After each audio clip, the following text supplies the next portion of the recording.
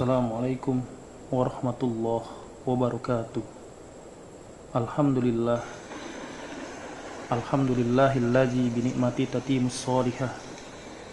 Ashhadu an la ilaha illallah wahdahu la syarikalah. Wa ashhadu anna Muhammadan abduhu wa rasuluhu la nabiyya ba'dah. Allahumma salli wa sallim ala nabiyyina Muhammadin wa ala alihi wa sahbihi wa min tabi'ahum bi ihsanin ila yaumiddin. Segala puja dan puji hanya milik Allah, Rabbul Alamin, Rabb yang menciptakan seluruh alam semesta ini dengan apa yang bisa kita lihat atau ada hal yang tidak bisa kita lihat, dengan apa yang bisa kita dengar atau ada hal yang tidak kita bisa dengar. Dan semua itu adalah makhluk-makhluk ciptaan Allah subhanahu wa ta'ala. Salawat beserta salam semoga selalu tercurah kepada Nabi junjungan alam, Nabi Muhammad sallallahu alaihi wasallam. Kali ini saya ingin membahas tentang proses terjadinya petir. Doa apa yang kita bisa lakukan dengan ketika adanya petir, dan tips dan solusi apa untuk para pendaki ketika terjadinya petir. Dan sebelum itu saya akan menyampaikan tentang proses terjadinya petir. Baik sahabat-sahabat yang baik, petir adalah makhluk Allah yang tercipta karena adanya gesekan di alam jagat raya ini, khususnya pergesekan antara awan. Setiap awan memiliki muatan listrik yang berbeda. Ada yang memiliki muatan listrik negatif atau neutron. Elektron. Atau ada awan yang memiliki muatan listrik positif. Bisa juga disebut dengan proton. Ada pula awan yang memiliki muatan listrik netral atau neutron. Ketika awan positif dan negatif berkumpul atau saling bergesekan, di sanalah awal proses terjadinya petir. Akan tetapi, sebelum petir itu kita dengar, biasanya kita melihat cahaya kilat. Mengapa kilat lebih awal kita lihat dibandingkan dengan mendengar suara petir? Karena menurut sains, kecepatan cahaya lebih cepat dibanding dengan kecepatan suara. Mungkin itu proses terjadinya petir yang sederhana yang saya pahami.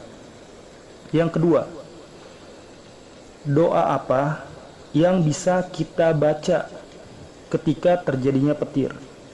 Baik, yang pertama adalah doa yang dicontohkan oleh sahabat Rasulullah Shallallahu Alaihi Wasallam dari Ikrimah, mengatakan bahwasannya Ibnu Abbas radhiyallahu anhu tatkala mendengar suara petir, beliau mengucapkan Subhanallazi sabbahat lahu, yang artinya Maha suci Allah yang petir bertasbih kepadanya. Lalu beliau mengatakan, sesungguhnya petir adalah malaikat yang meneriaki atau membentak untuk mengatur hujan sebagaimana pengembala ternak membentak hewannya. Itu doa atau zikir yang pertama. Zikir yang kedua dicontohkan oleh Abdullah bin Az-Zubair. Beliau ketika mendengar petir menghentikan pembicaraan, kemudian melafazkan Subhanallazi yusabbihur ra'du bihamdihi wal malaikatu min kifatih, yang artinya Maha suci Allah yang petir dan para malaikat bertasbih memujinya karena rasa takut kepadanya. Dua doa tersebut atau dua zikir tersebut bisa kita amalkan ketika kita mendengar petir. Yang menarik, yang sesuai dengan sains yang pertama saya sampaikan adalah pendapat dari seorang syekh yang bernama Syekhul Islam Ibnu Taimiyah. Beliau mengatakan bahwa ar-ra'du adalah masdar atau kata kerja yang dibendakan, berasal dari kata ra'ada yar'udu ra'dan, yang berarti gemuruh. Beliau mengatakan, setiap gerakan pasti menimbulkan suara. Malaikat adalah yang menggerakkan, menggetarkan awan. Lalu malaikat memindahkan awan tersebut dari satu tempat ke tempat yang lainnya. Lihat bagaimana penjelasan beliau sangat sesuai dengan penjelasan sains, bahwasannya suara tersebut atau gemuruh tersebut ada karena adanya gerakan antara awan dengan awan yang lain. Dan beliau menjelaskan lebih lengkap dibandingkan sains. Beliau menjelaskan siapa yang menggerakkannya. Beliau mengatakan malaikat-malaikat Allah lah yang menggerakkan awan-awan tersebut.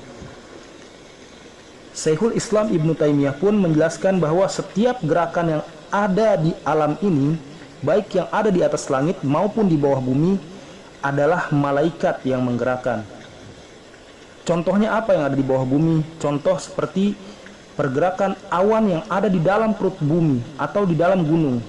Karena awan-awan yang ada di dalam perut bumi atau di dalam gunung tersebut, ketika keluar dari tempatnya pun bisa menghasilkan suara yang menggelegar dan cahaya kilat atau percikan-percikan api yang bisa terlihat oleh orang dari kejauhan. Baik, itulah doa yang bisa kita lafazkan ketika kita mendengar petir. Karena seorang pendaki di alam bebas pastinya sangat mungkin mendengar suara petir. Suara petir di alam bebas lebih terdengar dengan jelas, sangat jelas, bahkan sangat keras. Dan solusi yang kedua untuk para pendaki, ketika terjadi petir, saran saya jangan memuncak. Kenapa jangan muncak? Karena di puncak-puncak gunung itu sangat beresiko Anda terkena petir, Anda terkena halilintar. Karena petir dan halilintar itu akan menyambar ke tempat-tempat yang paling tinggi. Itu saran yang pertama. Saran yang kedua, jangan mendirikan tenda di puncak gunung atau di tempat yang terbuka, lapang dan tinggi. Karena tempat tersebut juga sangat memungkinkan atau berpotensi petir menyambar tempat tersebut. Dan yang terakhir, jangan mendirikan tenda tepat di bawah pohon yang tertinggi di tempat tersebut. Karena ketika pohon tersebut terkena petir, pohon tersebut bisa terbakar, bahkan bisa tumbang. Yang lebih mengkhawatirkan, percikan api dari pohon tersebut atau ketika pohon tersebut tumbang, menindih atau menimpa tenda yang sahabat-sahabat sedang tiduri. Mungkin itu yang bisa saya sampaikan. Kurang lebih mohon maaf. Wallahu a'lam bishawab. Barakallahu fikum. Assalamualaikum warahmatullahi wabarakatuh. Salam dakwah pendaki.